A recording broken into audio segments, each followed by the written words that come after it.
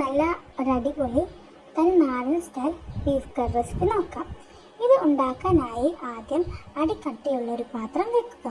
പാത്രം നല്ലവണ്ണം ചൂടായ ശേഷം അതിലേക്ക് വെളിച്ചെണ്ണ ചേർത്ത് കൊടുക്കാം.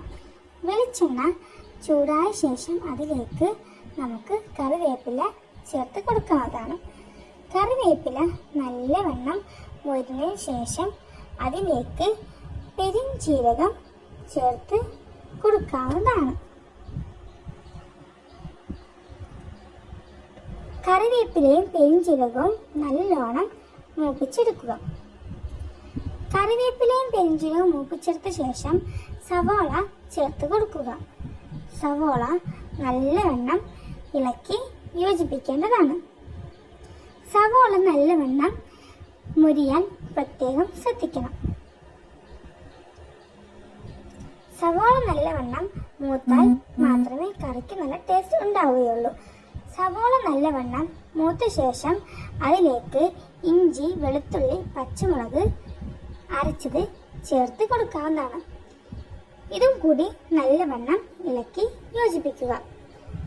ഇതും നല്ലവണ്ണം മൊരിയാൻ പ്രത്യേകം ശ്രദ്ധിക്കണം. ശേഷം 2 തക്കാളി അരിഞ്ഞു കൊടുക്കുക. തക്കാളിയും നല്ലവണ്ണം മൊരിയാൻ പ്രത്യേകം ശ്രദ്ധിക്കണം. തക്കാളി നല്ലവണ്ണം വഴണ്ട് വന്നാൽ മാത്രമേ കറിക്ക് നല്ലൊരു ഫ്ലേവർ ഉണ്ടാവുകയുള്ളൂ.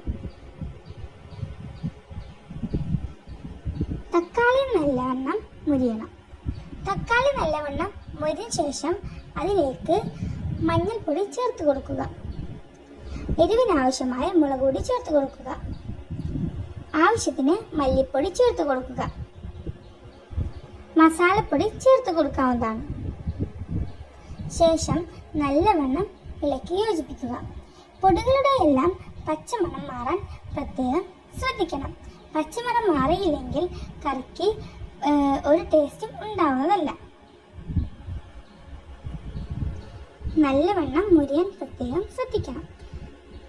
പൊടികളുടെ എല്ലാം പച്ചമണം മാറിയതിനു ശേഷം അതിലേക്ക് കറിവേപ്പില ചേർത്ത് കൊടുക്കാവുന്നതാണ്.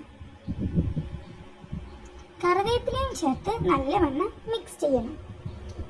ശേഷം ഒരു പിടി മല്ലിയിലയും ചേർത്ത് കൊടുക്കാവുന്നതാണ്. കറിവേപ്പിലയും മല്ലിയിലയും കൂടി നല്ലവണ്ണം ഇളക്കി യോജിപ്പിക്കുക.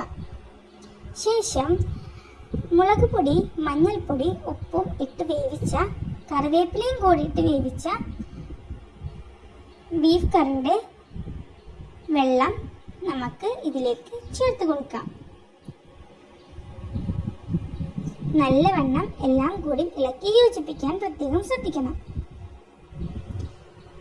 ഇത് നല്ലവണ്ണം തിളച്ച ശേഷം മാത്രമേ ഇതിലേക്ക് ബീഫ് ആഡ് ചെയ്ത് കൊടുക്കാൻ പാടുകയുള്ളൂ. ബീഫും കൂടി ചേർത്ത ശേഷം നല്ലവണ്ണം ഇളക്കി യോജിപ്പിക്കുക. ശേഷം 1 ടീസ്പൂൺ ഗരം മസാലപ്പൊടി ചേർത്ത് കൊടുക്കുക. ഗരം മസാലപ്പൊടിയും കൂടി ചേർത്ത് കൊടുത്ത് നല്ലവണ്ണം മിക്സ് ചെയ്ത ശേഷം മല്ലിയിലയും കറിവേപ്പിലയും ചേർത്ത് കൊടുക്കാൻ പ്രത്യേകം ശ്രദ്ധിക്കണം. കറിവേപ്പിലയും മല്ലിയിലയും കൂടി ചേർത്താൽ കറിക്ക് നല്ലൊരു ഫ്ലേവർ കിട്ടാവുന്നതാണ്. അവസാനം നമുക്ക് ഫ്ലെയിം ഓഫ് ചെയ്ത് സെർവ് ചെയ്യാവുന്നതാണ്. റെസ്റ്റോറൻറ്റിൽ കിട്ടുന്ന അതേ സ്റ്റൈലിലുള്ള അതേ ടേസ്റ്റിലുള്ള ബീഫ് കറി നമ്മൾക്കും നമ്മുടെ വീട്ടിൽ തന്നെ ഉണ്ടാക്കി പരീക്ഷിച്ച് നോക്കാം. Thanks for watching.